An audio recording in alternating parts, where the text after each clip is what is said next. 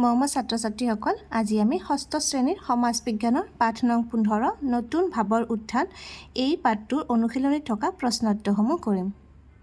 1 number উত্তৰ লিখা। কি কি কাৰণত পৰৱৰ্তী বৈদিক কালত ভাৰতীয় মানুহৰ মনত নতুন ভাৱধাৰা গঢ়ি উঠিছিল?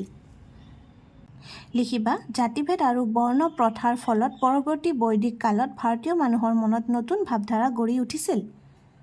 খ নম্বৰ জৈন ধৰ্মৰ মূল নীতি শিক্ষাকেইটা কি কি? জৈন ধৰ্মৰ মূল নীতি শিক্ষাকেইটা হ'ল অহিংসা, সত্যবাদিতা, চুৰি নকৰা, ত্যাগ আৰু ব্ৰহ্মচৰ্য। গ নম্বৰ জৈন ধৰ্ম ভাৰতৰ কোন কোন ঠাইত বিস্তৃত হৈছিল? জৈন ধৰ্ম ভাৰতৰ উত্তৰ ভাৰত, গুজৰাট, তামিলনাডু, কৰ্ণাটক আদি ঠাইত বিস্তৃত হৈছিল। ঘ নম্বৰ গৌতম বুদ্ধ ধৰ্মৰ প্ৰতি মন ঢাল খোৱাৰ মূলতে কি আছিল? সুখ শান্তিৰ উপায় বিচাৰি গৌতম বুদ্ধৰ ধৰ্মৰ প্ৰতি মন ঢাল খাইছিল। ঙ নম্বৰ কিহৰ ওপৰত ভিত্তি কৰি বৌদ্ধ মতবাদ গঢ়ি উঠিছিল? বৌদ্ধ মতবাদ মতে সৎ পথত থাকি এটা সহজ সৰল জীৱনত মানুহে সুখ শান্তি লাভ কৰিব পাৰে। হিংসা, বিদ্বেষ, ব্যভিচাৰ, মদ্যপান আৰু মিছা কথা কোৱাৰ পৰা দূৰত থাকিলে মানুহৰ জীৱন সুন্দৰ হোৱাৰ উপৰি নিৰ্বাণ লাভৰ বাট মুকলি হয়। প্ৰথমচ বৌদ্ধ বিহাৰবোৰৰ কাম কি আছিল? বৌদ্ধ বিহাৰবোৰৰ কাম ধৰ্মৰ কথা বা মতবাদসমূহ প্ৰচাৰ কৰা। দ্বিতীয়চ পৰৱৰ্তী সময়ত ৰজাসকলে বৌদ্ধ ধৰ্ম প্ৰচাৰৰ বাবে কি কি ব্যৱস্থা হাতত লৈছিল? পৰৱৰ্তী সময়ত ৰজাসকলে বৌদ্ধ ধৰ্ম প্ৰচাৰৰ বাবে বিভিন্ন ঠাইত স্থায়ীভাৱে বৌদ্ধ মঠ মন্দিৰ নিৰ্মাণ কৰাৰ উপৰি এইবোৰত বুদ্ধৰ বাণী আৰু বুদ্ধৰ চিত্ৰশিল্প অংকিত কৰিছিল। 2 নম্বৰ সত্য অসত্য নিৰূপণ কৰা। জৈন ধৰ্মই কৰ্মফল আৰু পুনৰ্জন্ম বিশ্বাস কৰে। এইটো কি হয়? সত্য হয়। ইয়াতে কি লিখিবা? সত্য। তাৰপিছত বুদ্ধদেৱে বলি বিধানত বেছি গুৰুত্ব দিছিল। এইটো অসত্য কথা, গতিকে ইয়াতে কি লিখিবা? অসত্য। বুদ্ধদেৱে সাৰনাথত দিব্য জ্ঞান লাভ কৰিছিল। এইটো অসত্য। তাৰপিছত বুদ্ধ সংঘবোৰত বুদ্ধৰ বাণীসমূহ চৰ্চা কৰা হৈছিল। এইটো শুদ্ধ। সত্য। সকলো বয়সৰ লোকে বৌদ্ধ সংঘৰ সদস্য হ'ব পাৰিছিল। এইটোও সত্য। 3 নম্বৰ চমুকৈ উত্তৰ দিয়া। ক্ষত্ৰিয়সকলে কিয় ব্ৰাহ্মণৰ সমমৰ্যাদা দাবী কৰিছিল? এইটোৰ উত্তৰত লিখিবা আৰ্যসকলে প্ৰবল বৰ্ণভেদ প্ৰথাৰ ফলত ক্ষত্ৰিয়সকলতকৈ ব্ৰাহ্মণসকলৰ মৰ্যাদা বৃদ্ধি পাইছিল। কিন্তু কালক্ৰমত ক্ষত্ৰিয় ৰজাসকল ৰাজনৈতিক, অৰ্থনৈতিক, সামাজিক আদি সকলো ক্ষেত্ৰতে ক্ৰমে শক্তিশালী হৈ উঠিবলৈ ধৰে। গতিকে ৰজাই ব্ৰাহ্মণৰ সমমৰ্যাদা দাবী কৰিছিল। এইখিনি কথা তোমালোকৰ কিতাপৰ 116 পেজত আছে, তাৰ পৰা লিখি ল'বা দেই। খ নম্বৰ মহাবীৰে কিয় জিন উপাধি পাইছিল? লিখিবা মহাবীৰে ইন্দ্ৰিয় জয় কৰিছিল কাৰণে জিন উপাধি পাইছিল।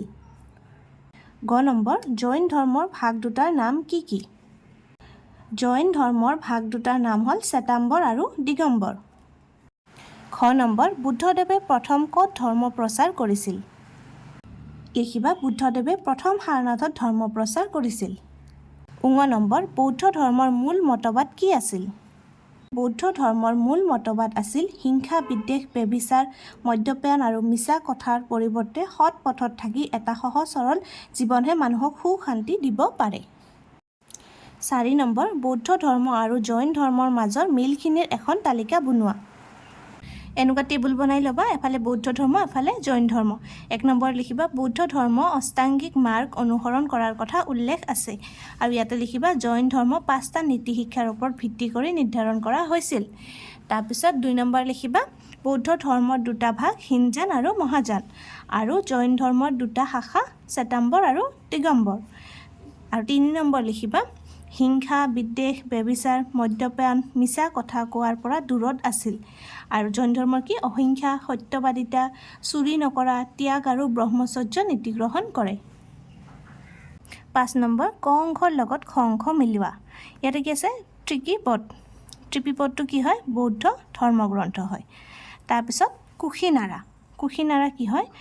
বুদ্ধদেৱৰ মহাপৰিনিৰ্বাণৰ ঠাই। তাৰপিছত এইটো কি? কৈবল্য। কৈবল্য কি? ইয়াত কি কৰিছিলে? তপস্যাৰ অন্তত মহাবীৰ লাভ কৰিছিলে তাৰপিছত আছে কুণ্ডপুৰ কুণ্ডপুৰ কি হয় কুণ্ডপুৰ